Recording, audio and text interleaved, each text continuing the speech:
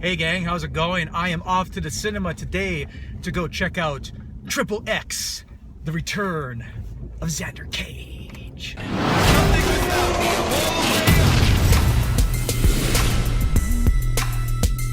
I think the makers of this film missed a glorious opportunity to come up with a truly nonsensically silly title like XXx, The Return of Nicolas Cage. Hey buddy, ever heard of a line? Hey, have you ever been dragged to the sidewalk and until you pissed blood? A really interesting thing happened the other day. I was asking my friend Steve, hey, are you interested in going to see the sequel to XXx?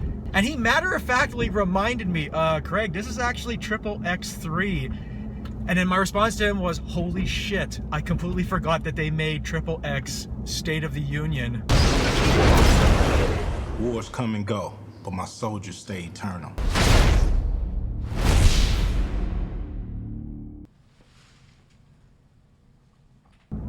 Definitely not with Xander Cage.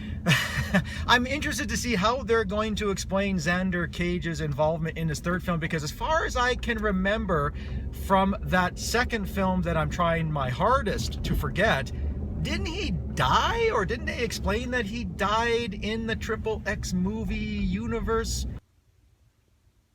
Anyway, I'm journeying off to the cinema to check out this third film in the XXx movieverse. And once I see it, I'll be back with a review.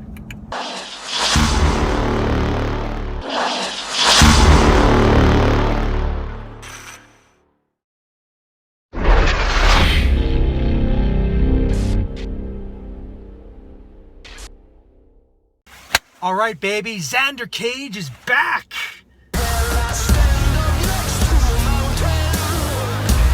And based on the fact that there was only 5 other people in the cinema with me watching this, sadly, his audience is not. Okay, so, if you were gonna, pull me aside and ask me to describe XXx, The Return of Xander Cage, in a few simple words, I think my basic response would be this. XXx, The Return of Xander Cage is mindlessly assaultive. I think that's the most apt way I could describe this film. I'll introduce you to your ground team. All right, here comes Red Bull's poster child. I'm not gonna have clowns watch my back. I am a person that enjoys a good, dumb action film as much as any other regular Joe. I think this film would feel dated if it came out in the late 90s, early 2000s, and by today's standards, it feels like a really horrible relic. Return of Xander Cage basically finds a manner of bringing Vin Diesel's Xander Cage back into the swing of things. And for those who actually have watched the first film and watched the second film with Ice Cube, he basically was dead, but you know what, characters like this never do stay dead. If you wanted me back, you could have just asked me.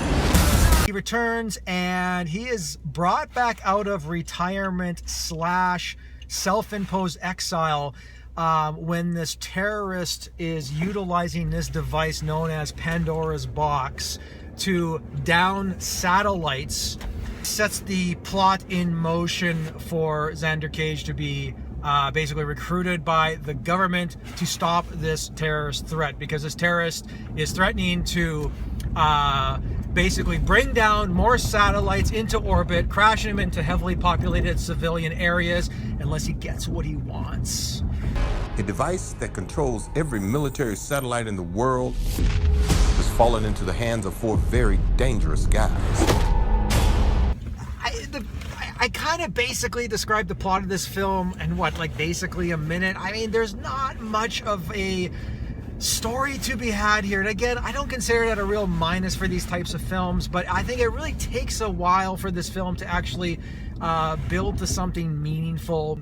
I think it feels like it's a much more complex narrative than it actually is. It almost kind of reminded me of yet another Fast and the Furious film. It's basically about Xander Cage gathering together this motley crew of misfits together to join him on this quest to find the MacGuffin of this film, which is Pandora's box.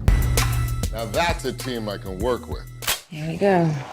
I should also mention that Samuel L. Jackson makes a brief return in this film. And you know, for a film with a near $100 million budget, I would have to say that he probably has the worst hairpiece arguably in motion picture history. Is like within the first few shots you could literally see the seams of his hairline. Is like, I felt kind of embarrassed for the old Jackson in moments like that. I know I don't. You know, Vin Diesel is an actor that I think, quite frankly, I have been sort of an apologist of. There's a lot of films that he's done that I have liked that I probably shouldn't have, and I think I've been defending him for a long time. I actually think he's a fairly decent dramatic actor. Unfortunately, he hasn't been given a lot of options as of late to flex his dramatic chops, but I really liked him in largely forgotten films like Find Me Guilty. I thought he was also very good in Boiler Room in a small part. One thing I will say about Vin Diesel in this film is this, on a positive, he genuinely looks like he is having fun. Like, I live for this. I guess we're on the same team now. You're ready to have some fun. I really gained the impression that he legitimately wanted to revisit this universe, and I think his enthusiasm comes through. I just don't think the material around him works very well. Kick some ass.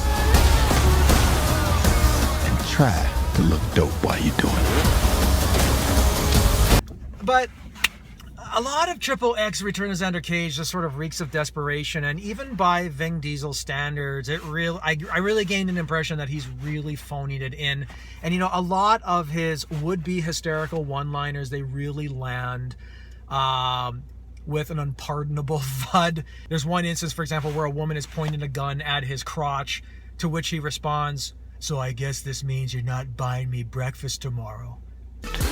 Does this mean you're not making me breakfast in the morning? There's also another moment in the film where this government agent, who's sort of like the Q to Xander Cage in terms of giving him all his tech gadgets and everything. It's refreshing. You actually know what you're doing down there. Yeah, that's what she said. Wow. She's like fawning over how hot Xander Cage is and how muscular he is, and how she's just basking in the glow of his presence, to which Xander Cage responds, "Relax, I know mouth to mouth." I mean, it's just like, really? I mean, it's just like, come on. The film's attempts at humor are really pathetic. I go low. I'll go high. As far as the film's action is concerned, it's a real hatchet job. Director DJ Caruso really doesn't have any semblance of understanding as to how to harness this film's mindlessly assaultive action for enjoyable effect. I mean, he cuts everything so damn fast, and it is yet another example of editorial overkill. I mean, I'm watching this film in 3D, I was getting migraines just.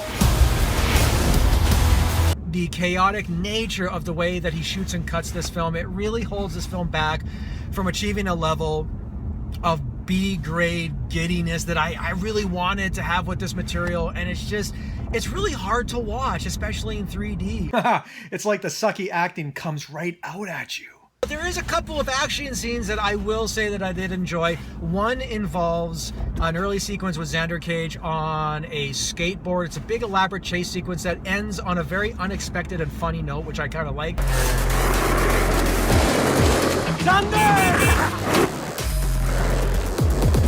And then there's this other sequence involving Xander Cage doing sort of martial arts with a motorcycle, if that makes sense. I thought that was kind of cool.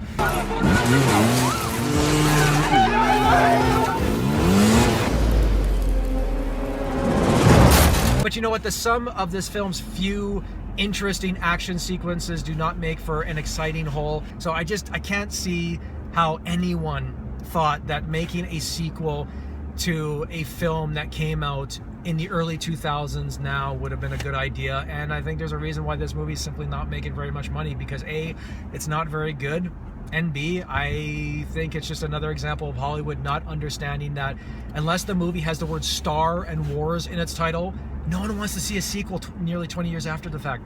They just don't. No. There you go. There's my review of XXX, The Return of Xander Cage. Let me know in the comments below what you thought of the film. Also, let me know in the comments below what some of your favorite Vin Diesel films are. Once again, thank you very much for watching. If you could like this video, I'd really appreciate it. If you could subscribe to my channel, that would mean the world to me. Take care, everybody, and I'll see you at the movies.